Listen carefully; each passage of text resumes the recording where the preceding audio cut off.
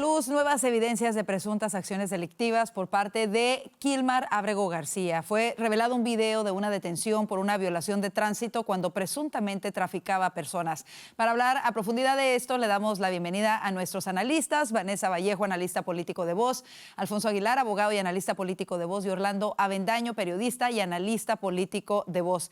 Y bueno, no dejamos de sorprendernos con las evidencias que siguen surgiendo. Comencemos con estas imágenes en donde se ve que se detiene a Ábrego García por ir a exceso de velocidad. Él no presenta una licencia, no presenta un seguro del auto, se contradice sobre dónde venía y hacia dónde iba, y llevaba aparentemente 8 personas en el vehículo, que además presuntamente estaba alterado este vehículo. El oficial se escucha decirle que nunca había visto un vehículo de esa clase con una línea de asientos extra. Y finalmente otro de los policías le dice: ¿sabes lo que está haciendo? A él le pagan por traficar a estas personas. La pregunta es: ¿tienen ya los demócratas suficientes motivos para dejar de defender el caso de Ábrego García o seguirán en la lucha defendiéndolo? Vanessa.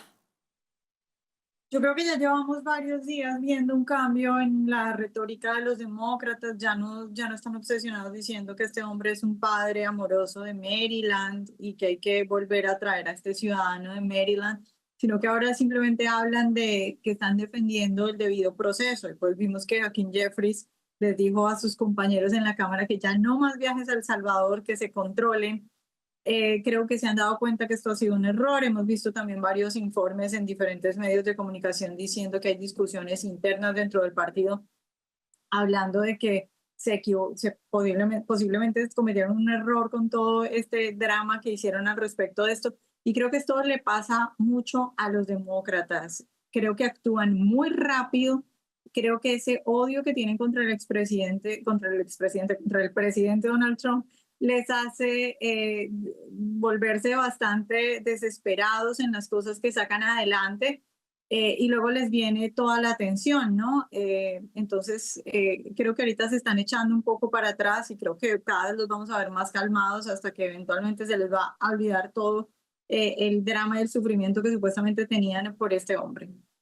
Bueno, si somos verdaderamente conscientes, a cualquier ciudadano estadounidense, por no llevar una licencia de conducir, por ir a exceso de velocidad, por no llevar un seguro del coche, mínimo te dan una multa por cada una de esas faltas y pudiera llegar a más. En este caso no se ve que le hayan dado una multa. Por otra parte, se ve de alguna manera que los oficiales se dan cuenta que estaba traficando, al menos uno de ellos, que estaba traficando personas, y tampoco se le da una sanción, entiendo yo, por este hecho. Orlando, ¿por qué en este caso vemos esto, en una persona indocumentada que finalmente comete tantas infracciones y queda libre de estas infracciones?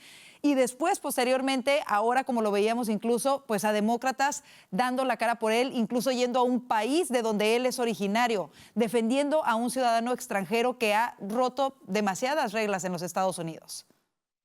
Bueno, esto fue en el 2022, un país completamente diferente al actual, un país en el que incluso siendo oficial de policía sabe que si detiene a este inmigrante ilegal, probablemente el mismo sistema laxo iba a terminar favoreciéndolo. Un sistema que emanaba de las autoridades, emanaba de la administración demócrata, la administración de Biden, que en ese momento ya había abierto de par en par las fronteras y estaba provocando la mayor crisis fronteriza de la historia de este país. Eso ha cambiado. Yo creo que solamente faltaba voluntad, y la voluntad es suficiente para darse cuenta que este tipo hace años debía ser deportado a El Salvador, a cualquier cárcel, a lo que sea.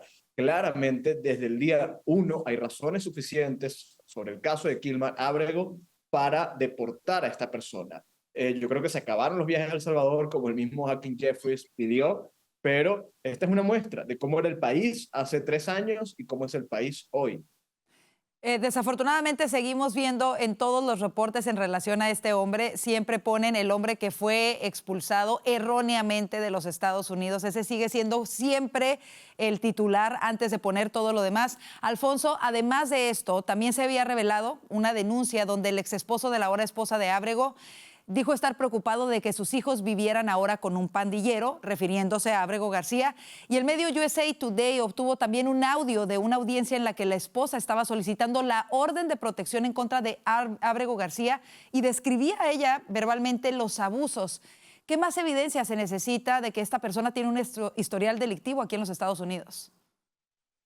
Cada vez que recibimos más información sobre este individuo, nos damos cuenta lo impresentable que es, lo violento y peligroso que es este individuo. O sea, aparte de sus vínculos con el MS-13, evidencia de tráfico de personas, de ilegales, de un estado a otro a cambio de dinero. Y ahora este audio donde la esposa pide protección, una orden de protección, porque le estaba pegando, le estaba insultando, o sea, abuso verbal, físico, estaba abusando incluso psicológicamente a sus hijos. Y esta es la persona que los demócratas quieren defender. Y es que ellos no piensan, o sea, ellos estaban obsesionados, los demócratas, con crear esta narrativa de que el presidente está expulsando arbitrariamente, ilegalmente, sin debido procedimiento de ley, a inmigrantes inocentes, incluso a ciudadanos. Hemos visto a muchos demócratas diciendo, no, es que están expulsando a ciudadanos, cuando no han expulsado a ningún ciudadano, ¿verdad? Todo falso. Y entonces utilizando este caso como el ejemplo, pero este ejemplo no se ajusta a esa narrativa. Entonces ellos se dan cuenta que el pueblo americano se da cuenta, por eso explica la comunicación de Hakeem Jeffries a los miembros del caucus demócrata, que ya no hablen tanto del tema, que definitivamente no vayan a El Salvador. Aunque debo decir que un periodista le preguntó a Hakeem Jeffries y él negó que le dijera a sus correligionarios que dejaran de hablar del tema de Abrego o que fueran a El Salvador. Pero yo creo que definitivamente se los dijo, porque es que esto les está haciendo daño político, es contraproducente. Se tienen que buscar un mejor caso, un mejor ejemplo. Pero aquí, al hablar de este hombre, lo que demuestra es que la administración está tomando acción para remover a personas peligrosas de los Estados Unidos. Y si vemos las encuestas, eso sí que no ha cambiado. La mayoría de los americanos apoyan las deportaciones de criminales. Bueno, y en ese sentido vemos ahora una declaración por parte de la esposa de Ábrego García, que quizá esté asesorada, en donde ella ahora dice que bueno, que no estaban pasando por un buen momento, que estaban saliendo de la pandemia, pero en este audio ella claramente dice que ella tenía bastante evidencia de los abusos y maltratos de Ábrego García y que no había denunciado antes porque la familia de él le habían pedido a ella que no lo denunciara. Así que bueno, eso de alguna manera deja muy en entredicho el historial delictivo de esta persona. Vámonos al siguiente tema. Contra todo pronóstico, un nuevo informe deja claro el aumento de empleos durante el último mes de la administración Trump. Vanessa, ¿cómo recibes esta noticia y qué significa para la administración?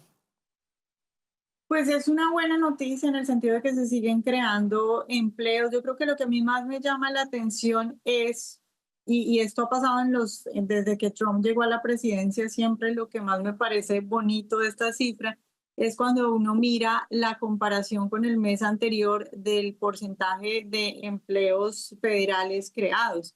Y, por ejemplo, en este mes, en este informe, es menos 9,000. Es decir, si se compara con los empleos federales creados el mes pasado, ha caído a 9,000. Y en realidad, desde febrero, es decir, desde que el presidente llegó, ese número es negativo. Es decir, cada vez se crean menos empleos federales y lo que quiere decir, por supuesto, es que cada vez la mayor proporción de empleos creados son empleos privados. Y eso es muy importante porque si hacemos ese mismo ejercicio en la administración Biden, todos esos números eran positivos, es decir, cada mes había nuevas creaciones de mayores números de empleos federales. Y lo importante para crecer en una economía es el sector privado, no el sector federal.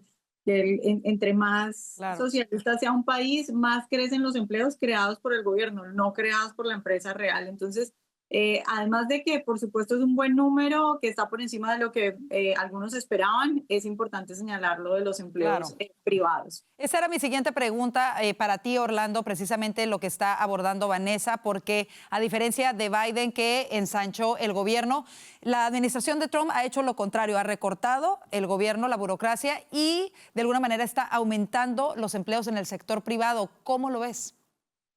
Bueno, esto es un número bastante alentador y que supera incluso las expectativas del gobierno, de la administración.